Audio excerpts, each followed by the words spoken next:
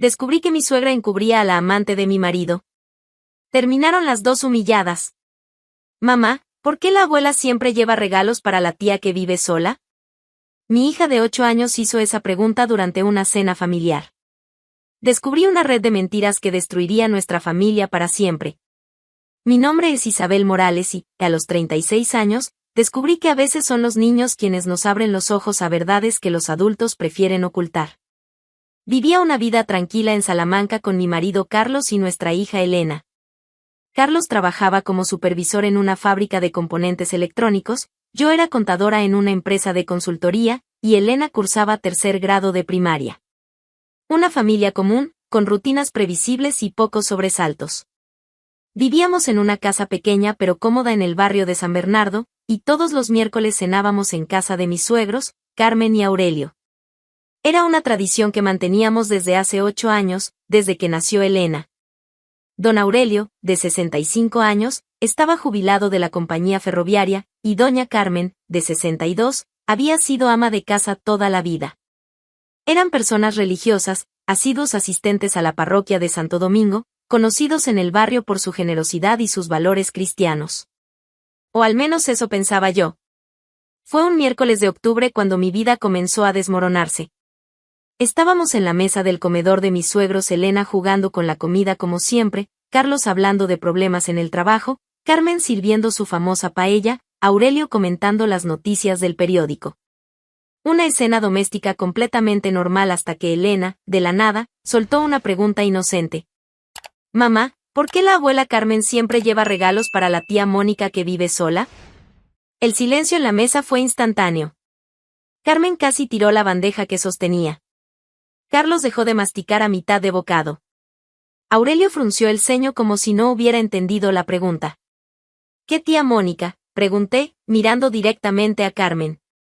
Es una chica de la iglesia. Carmen se trabó con la respuesta.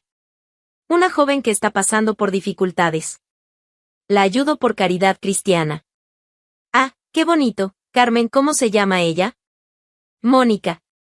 Mónica, Carmen dudó. Herrera. Mónica Herrera. ¿Y hace cuánto tiempo ayudas a esa chica? Unos 2 años. Quizá 3.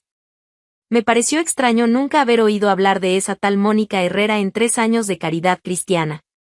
Carmen siempre comentaba sobre las actividades de la iglesia, sobre las personas a quienes ayudaba, sobre los trabajos voluntarios.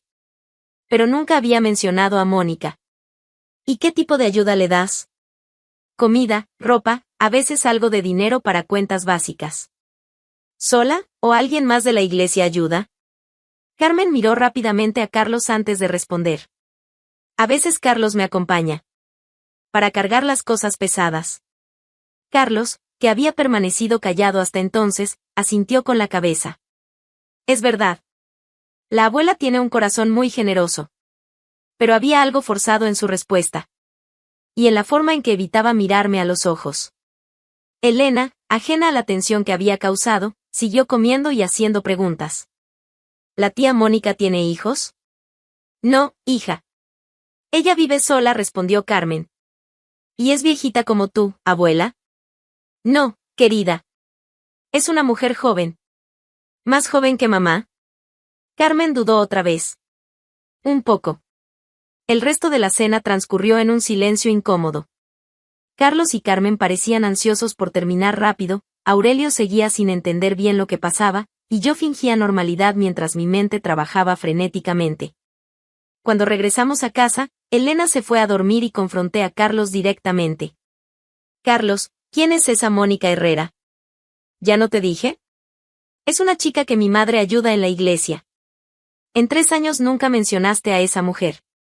Tu madre nunca habló de ella. ¿Y de repente ustedes dos salen todos los jueves para ayudar a esa desconocida? ¿Cómo que todos los jueves? Carlos, no me trates como tonta.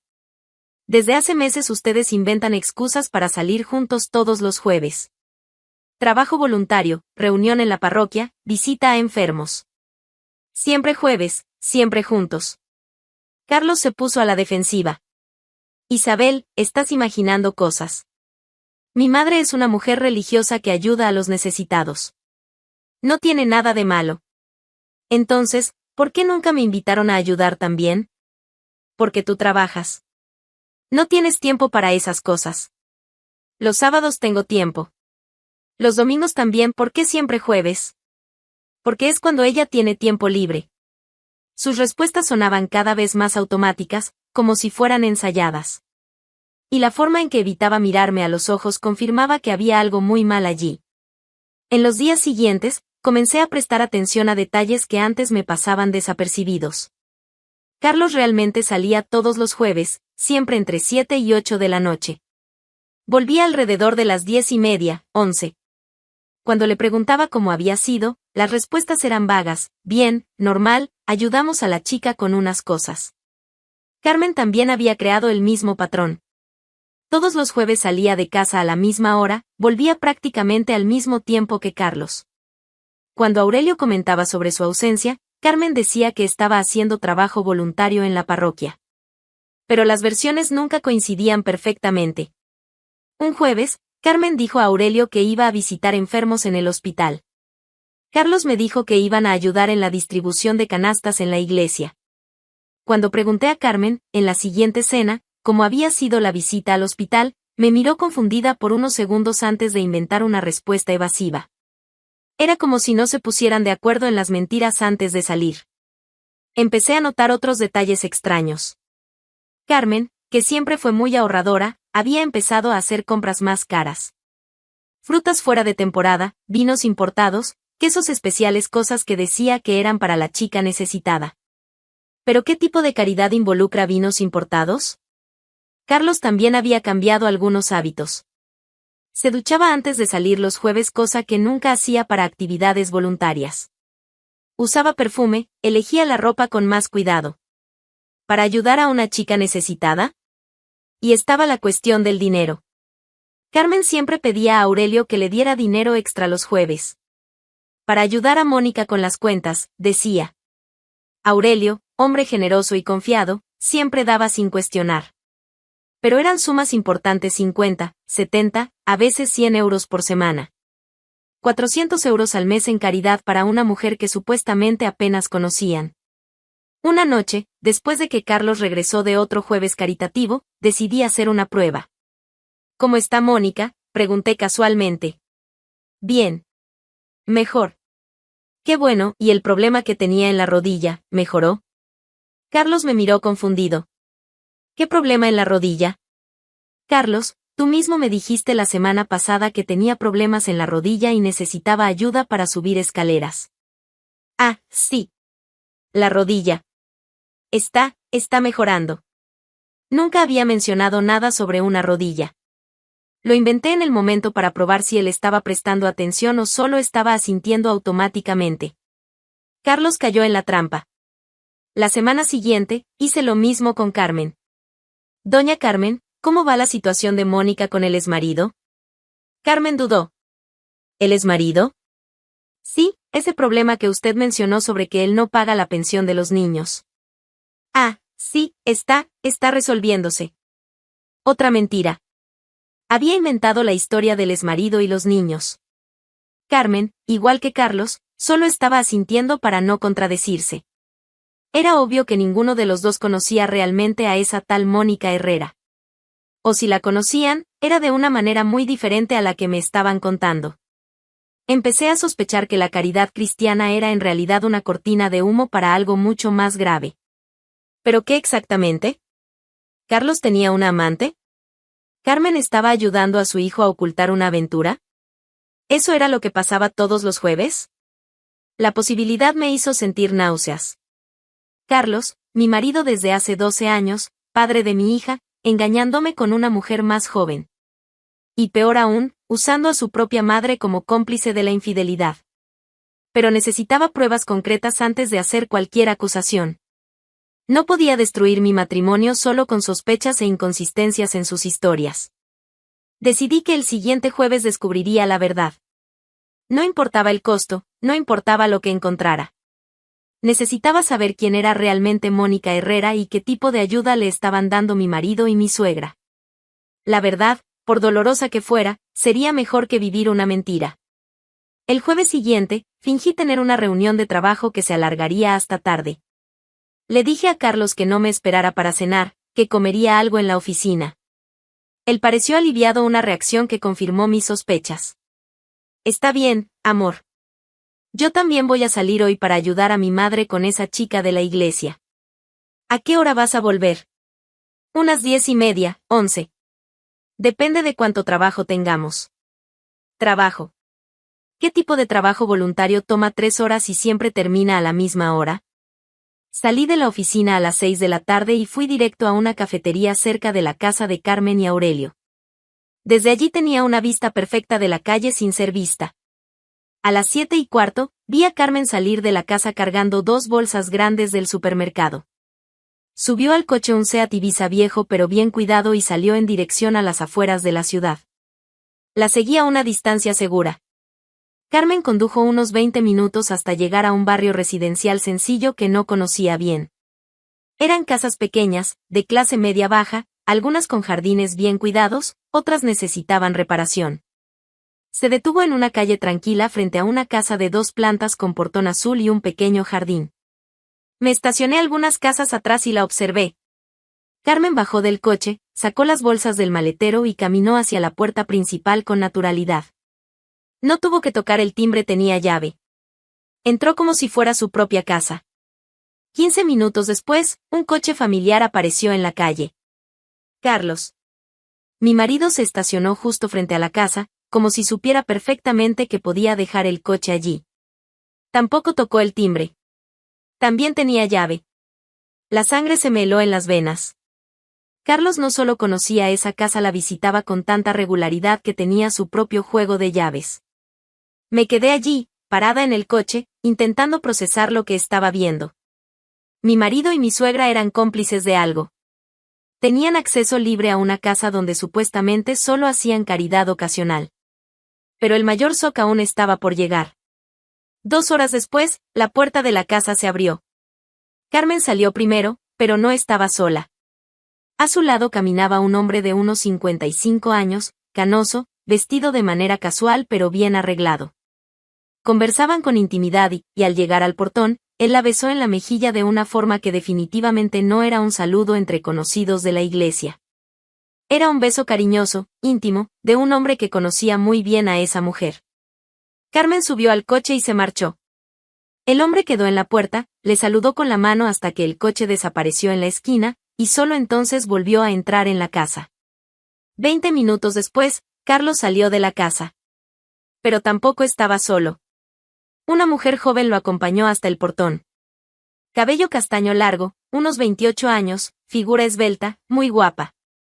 Llevaba ropa casual, vaqueros y una blusa sencilla, pero había una intimidad entre ellos que era inconfundible. A la hora de la despedida, Carlos no solo la besó en la mejilla. La besó en la boca. Un beso apasionado, largo, de quien se despide de la novia después de unas horas de encuentro romántico. Mónica Herrera.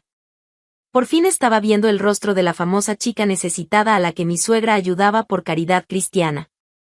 Carlos subió al coche y se fue.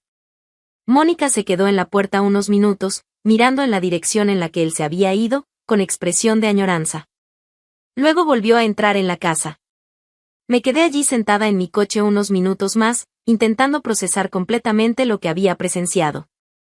La situación era mucho más compleja de lo que había imaginado.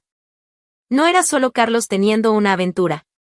Era Carlos teniendo una aventura con la complicidad activa de su propia madre. Carmen no solo sabía de la infidelidad, participaba activamente, llevando víveres, ayudando a mantener a la amante de su hijo. Pero había más.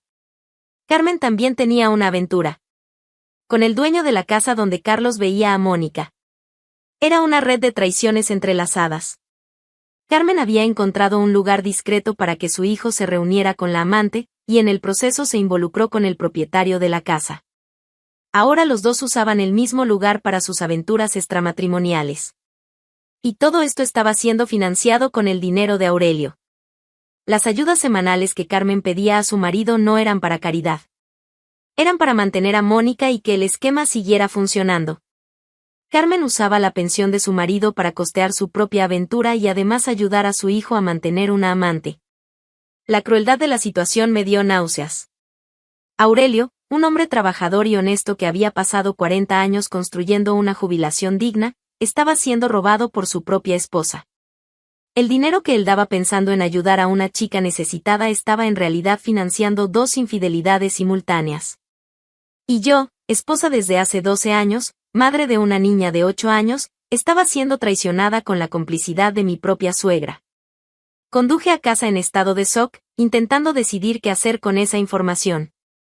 ¿Confrontar a Carlos de inmediato? ¿Contárselo todo a Aurelio? ¿Guardar el descubrimiento y recopilar más pruebas? Cuando llegué a casa, Carlos aún no había vuelto. Elena dormía profundamente, y yo me quedé en la sala esperando, ensayando mentalmente las palabras que diría cuando él llegara. A las 10:30, escuché la llave en la cerradura. Hola, amor, dijo Carlos, entrando en la sala con la misma naturalidad de siempre. ¿Cómo fue tu reunión?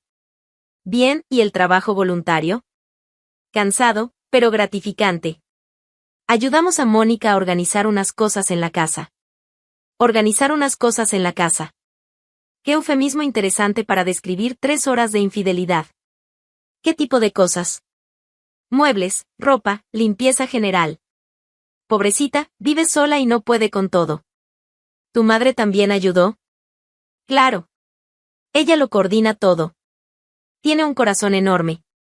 Corazón enorme. Carmen tenía un corazón enorme para ayudar a su hijo a engañar a la nuera y además aprovechar para tener su propia aventura. ¿Y ese amigo que les ayuda, cómo se llama? Carlos me miró sorprendido. ¿Qué amigo? Aquel señor que a veces ayuda con las cosas pesadas. Una vez lo mencionaste. No recuerdo haber hablado de ningún señor. ¿Seguro? Un hombre mayor, canoso. Isabel, no sé de qué hombre hablas. Solo somos mi madre, Mónica y yo. Otra mentira. Carlos estaba negando la existencia de Esteban, lo que significaba que sabía que la presencia de ese hombre era comprometida. Entonces, ¿quién es el dueño de la casa? ¿El dueño de la casa?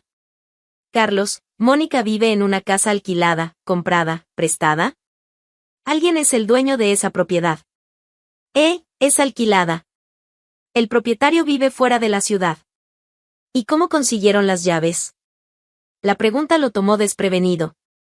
Carlos abrió y cerró la boca varias veces antes de responder. ¿Las llaves? La propia Mónica nos dio una copia para facilitar cuando llevamos las donaciones. Qué conveniente, ¿y desde cuándo las personas que reciben caridad entregan llaves de su casa a los voluntarios? Isabel, estás haciendo preguntas muy raras, ¿pasó algo? No pasó nada. Solo quiero entender mejor cómo funciona ese trabajo voluntario de ustedes. Carlos pareció incómodo con mi insistencia, pero no dijo más. Nos fuimos a dormir en silencio, cada uno fingiendo normalidad. Pero yo sabía que nuestra vida matrimonial había terminado en ese momento. En los días siguientes, hice más averiguaciones discretamente. Descubrí que la casa donde Carlos veía a Mónica estaba a nombre de Esteban Varga, viudo, jubilado de la construcción. Había perdido a su esposa 3 años antes y vivía solo desde entonces. También descubrí que Mónica Herrera trabajaba medio tiempo en una tienda de ropa en el centro de Salamanca. No era una chica necesitada, era una mujer con empleo e ingresos propios que estaba siendo mantenida por Carmen como parte del acuerdo para que Carlos pudiera ser su amante. El esquema se iba volviendo cada vez más claro. Carmen había conocido a Esteban cuando buscaba un lugar discreto para que Carlos se viera con Mónica. Esteban, solitario desde que quedó viudo, se interesó en Carmen. Los dos comenzaron una relación, y Carmen vio la oportunidad perfecta, podía usar la casa de Esteban para los encuentros de su hijo y además tener su propio romance. Para mantener todo funcionando, Carmen usaba el dinero de la pensión de Aurelio. Compraba víveres caros para Mónica, ayudaba con sus cuentas, y probablemente también le daba una mensualidad a Esteban como agradecimiento por prestar la casa. Era un esquema elaborado, cruel y cobarde. Carmen llevaba años engañando a su marido, robando su dinero para mantener su propia infidelidad y ayudar a su hijo a traicionar a su esposa. Aurelio estaba siendo robado y traicionado al mismo tiempo, sin tener la menor idea. Yo estaba siendo engañada durante años, con la complicidad activa de mi suegra. Elena crecía en una familia construida sobre mentiras. La situación era insoportable. Pero antes de actuar, necesitaba pruebas irrefutables. No bastaba con haber presenciado los encuentros, necesitaba evidencias que no dejaran margen a negaciones ni a intentos de invertir la culpa. Decidí documentar todo antes de ir al enfrentamiento. Durante 3 semanas, me convertí en una detective privada. Todos los jueves, seguía a Carmen y Carlos hasta la casa de Esteban. Fotografiaba las horas de llegada y salida, documentaba las compras caras que Carmen llevaba, registraba los besos de despedida entre Carlos y Mónica. Monté un dossier completo. Fotos, horarios, notas sobre conversaciones, incluso recibos de compras que encontré olvidados en el coche de Carmen cuando me pidió buscar algo en la guantera. 120 euros en vinos importados y quesos especiales para una chica necesitada. La factura estaba a nombre de Carmen, fechada un jueves. También descubrí detalles sobre Esteban Varga. Viudo desde hace 3 años, jubilado, dueño de una pequeña empresa de reformas que había vendido tras la muerte de su esposa. Hombre solitario que encontró en Carmen no solo compañía romántica, sino también una mujer dispuesta a transformar su casa en el punto de encuentro perfecto para infidelidades. Y sobre Mónica Herrera. 28 años, soltera, trabaja en una boutique en el centro de Salamanca. Salario modesto, pero suficiente para vivir independientemente. No era una persona necesitada, era una mujer que aceptó ser amante de un hombre casado a cambio de una generosa mensualidad pagada por la suegra de su amante. La situación era aún más sórdida de lo que imaginaba. Pero el momento de la revelación debía ser perfecto. No bastaba con enfrentar a Carlos en casa o a Carmen en una conversación privada. Podrían negarlo, inventar excusas, intentar hacerme quedar como paranoica. Quería una revelación que fuera irrefutable, definitiva, frente a testigos que no pudieran ser manipulados. La oportunidad perfecta surgió cuando Carmen anunció que ella y Aurelio harían una fiesta para celebrar los 40 años de matrimonio.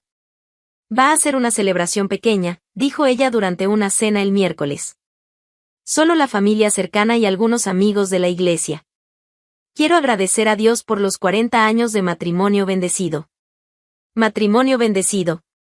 Una mujer que llevaba años engañando a su marido hablando sobre bendiciones matrimoniales. ¡Qué lindo, Carmen!, respondí, sonriendo.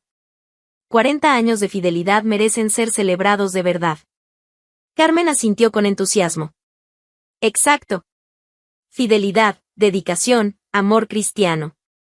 Son valores que se han perdido en el mundo moderno. Carlos evitó mirarme durante toda la conversación. ¿Y vas a dar un discurso, Carmen? Por supuesto. Quiero hablar sobre la importancia del matrimonio cristiano, sobre cómo la fidelidad es la base de todo. ¡Qué inspirador! Estoy segura de que todos se emocionarán mucho. La fiesta estaba programada para un sábado, 2 semanas después. Carmen invitó a todos los hijos, nueras, yernos, nietos, además de algunas amigas de la iglesia y vecinos cercanos. Alrededor de 30 personas que conocían a la familia desde hace años y respetaban a Carmen como un ejemplo de esposa cristiana y dedicada. La audiencia perfecta para la revelación que yo estaba planeando. Durante esas 2 semanas, afiné mi expediente. Organicé las fotos en orden cronológico, preparé un resumen claro de los hechos, practiqué mentalmente la presentación que haría. No sería un discurso de odio o venganza. Sería una presentación factual, con pruebas irrefutables, que dejaría a Carmen sin posibilidad de negar o distorsionar la verdad. Llegó el día de la fiesta. Carmen había cuidado todos los detalles de la decoración, flores por todas partes, una mesa abundante, música ambiental, todo muy elegante y festivo. Aurelio estaba radiante, orgulloso de los 40 años al lado de la mujer que amaba. Carlos intentaba aparentar normalidad, pero yo notaba su nerviosismo. Sabía que yo estaba rara en las últimas semanas, haciendo preguntas incómodas, observando demasiado. No sabía exactamente lo que yo sospechaba, pero sentía que algo no iba bien. Elena jugaba con los primos, ajena a la bomba que estaba a punto de estallar en la familia. Después de la cena, Carmen pidió atención para dar su discurso. Todos se reunieron en la sala, copas en mano, la expectativa en el aire. Queridos familiares y amigos, comenzó Carmen, con voz emocionada, hoy celebramos 40 años de una unión bendecida por Dios. Aplausos calurosos. 40 años de fidelidad, dedicación mutua, amor cristiano. 40 años en los que Aurelio y yo enfrentamos todas las dificultades juntos, siempre unidos por los valores que aprendimos en la iglesia. Más aplausos. Aurelio sonreía orgulloso, sosteniendo la mano de su esposa. Quiero agradecer a Dios por haberme dado un marido fiel, trabajador, que siempre puso a la familia en primer lugar. Y también quiero agradecer por haberme dado fuerzas para ser una esposa dedicada, que siempre honró los votos matrimoniales. La hipocresía era tal que sentí náuseas. En tiempos en los que los matrimonios se deshacen por cualquier motivo, es importante mostrar que el amor verdadero resiste a todas las tentaciones. Fue entonces cuando pedí la palabra. Carmen, ¿puedo hacer un homenaje especial? Ella pareció sorprendida, pero asintió sonriendo. Por supuesto, querida. Me levanté, tomé la carpeta que había preparado y caminé al centro de la sala. También me gustaría hablar sobre fidelidad y dedicación, comencé, mirando directamente a Carmen. Especialmente sobre cómo algunas personas logran mantener las apariencias durante tanto tiempo. La sonrisa de Carmen vaciló ligeramente. Durante los últimos meses, tuve la oportunidad de conocer mejor los trabajos voluntarios de Carmen. Especialmente esa ayuda semanal que le da a una joven llamada Mónica Herrera. Carlos se puso blanco como el papel. Carmen intentó mantener la sonrisa, pero sus ojos mostraban pánico. Isabel, no sé si este es el momento. Este es exactamente el momento perfecto, interrumpí. ¿Por qué estamos hablando de fidelidad, no es así? Abrí la carpeta y saqué la primera foto. Esta foto fue tomada un jueves, a las 8 de la noche. Muestra a Carmen entrando a una casa con sus propias llaves. Mostré la foto a todos los presentes. Murmullos comenzaron a llenar la sala. Y esta muestra a Carlos llegando a la misma casa, también con sus propias llaves, 15 minutos después. Segunda foto. El murmullo se intensificó. Pero la foto más interesante es esta. Tercera foto, Carmen saliendo de la casa junto a Esteban, ambos despidiéndose con un beso cariñoso. Este es Esteban Varga, dueño de la casa donde Carmen y Carlos hacen sus trabajos voluntarios. Como pueden ver, la relación entre Carmen y Esteban va más allá de la caridad cristiana. Aurelio miraba las fotos sin poder creer lo que veía. Y esta última foto muestra a Carlos despidiéndose de la famosa Mónica Herrera, la chica necesitada, que Carmen ayuda por caridad. La foto mostraba a Carlos besando a Mónica en la boca, claramente como una pareja enamorada. El silencio en la sala era absoluto. Resumiendo, continué con voz calmada, Carmen no solo sabía que Carlos me engañaba, sino que financiaba esa traición con el dinero de la jubilación de Aurelio. Y aprovechaba las visitas para mantener su propio romance con Esteban. Carmen intentó hablar, pero su voz salió temblorosa. Isabel, ¿no entiendes? No es lo que parece. ¿No es lo que parece? Me reí amargamente. Carmen, gastaste más de 2.000 euros de la jubilación de tu marido en los últimos 3 meses comprando vinos caros y provisiones para mantener a la amante de tu hijo. Tengo todos los recibos aquí. Mostré los comprobantes que había recogido. 2.000 euros en caridad cristiana, para una mujer que tiene empleo y salario propio. Aurelio finalmente encontró la voz. Carmen, ¿es verdad esto? Carmen se desplomó. Las lágrimas empezaron a correr por su rostro, pero no eran lágrimas de arrepentimiento, eran lágrimas de desesperación por haber sido descubierta. Aurelio, ¿puedo explicarlo? ¿Explicar?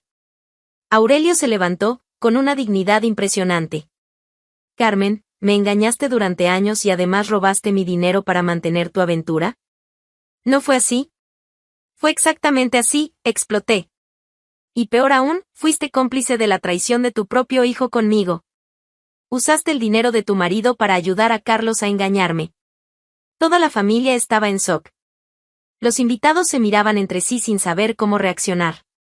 Elena, que estaba jugando en la habitación con los primos, aún no se había dado cuenta del drama. Carlos intentó una defensa patética. Isabel, déjame explicar. ¿No era para que fuera así? ¿Cómo debía ser, Carlos? ¿Ibas a engañarme para siempre mientras tu madre financiaba a tu amante? No es una relación seria. Es solo. ¿Solo qué? ¿Solo sexo? Carlos, pasas 3 horas todos los jueves con esa mujer desde hace más de un año. Tu madre le compra regalos caros. Tienen llaves de la casa donde se encuentran. Me volví hacia los invitados, que observaban la escena en absoluto silencio. 40 años de matrimonio basados en una mentira. Carmen engañando a Aurelio y robándole dinero para mantener su propio romance y además ayudar a su hijo a engañarme. Y todo disfrazado de caridad cristiana. El impacto fue devastador.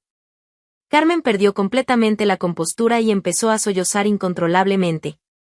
Carlos intentó acercarse a mí, pero me aparté. Isabel, por favor, podemos resolver esto en familia. ¿En familia? Me reí con amargura. Carlos, tu familia ya está resuelta. Tu madre les consiguió una casa para encontrarse, un hombre para ella, y todavía logró que mi suegro pagara todo. Familia muy organizada. Aurelio, que había estado callado procesando todo, finalmente habló. Carmen, 40 años. 40 años de mi vida desperdiciados con una mentirosa. Aurelio, por favor. No. Gritó, perdiendo la compostura por primera vez. No me toques. Me das asco. Se volvió hacia los invitados, que observaban la destrucción de una familia en un incómodo silencio. La fiesta se terminó. Les pido a todos que se retiren. La gente empezó a irse en silencio, algunos dándole el pésame a Aurelio, otros simplemente desapareciendo sin decir nada. Cuando quedamos solo la familia cercana, Aurelio se dirigió a Carlos. ¿Y tú, Carlos? Sal de mi casa. Ahora. Papá, déjame explicar. Sal. No quiero verte nunca más. Carlos me miró una última vez, como si esperara algún tipo de perdón o segunda oportunidad. Pero yo simplemente lo miré con frialdad. Toma a Elena y vámonos, dije. Puedes dormir en casa de tu novia hoy. Mañana hablamos del divorcio. Carlos salió de la casa cabizbajo. Carmen seguía llorando en el sofá, pero ahora nadie la consolaba. Aurelio la miraba con asco. 40 años, murmuró él. 40 años viviendo con una extraña. Tomé a Elena, que finalmente había bajado a ver por qué la fiesta había terminado tan temprano, y le expliqué que íbamos a casa porque papá y la abuela Carmen estaban peleados. ¿Se van a reconciliar?, preguntó ella en el coche. No, hija. Algunas peleas no tienen vuelta atrás. Una semana después, Aurelio había solicitado el divorcio. Yo también había buscado un abogado para iniciar mi propio proceso. Carmen intentó buscarme algunas veces, queriendo explicar la situación. Pero no había explicación posible para años de traición, mentira y robo. Carlos se fue a vivir definitivamente con Mónica en la casa de Esteban. Al principio pensé que Carmen continuaría la relación con Esteban, pero descubrí que él había terminado todo tras el escándalo. Hombre viudo, respetado en el barrio, no quería estar relacionado con una mujer casada que robaba el dinero de su marido. Mónica tampoco duró mucho tiempo con Carlos. Sin la mesada de Carmen para mantenerla, la relación perdió el atractivo. 3 meses después, Carlos vivía solo en un apartamento pequeño, trabajando horas extra para pagar la pensión de Elena. Carmen se quedó con la casa, pero perdió completamente el respeto de la familia y de la comunidad. Las amigas de la iglesia se alejaron, los vecinos la saludaban con frialdad, y se volvió persona non grata en su propio barrio. Aurelio, por su parte, floreció tras el divorcio. A los 65 años, descubrió que aún tenía mucho por vivir.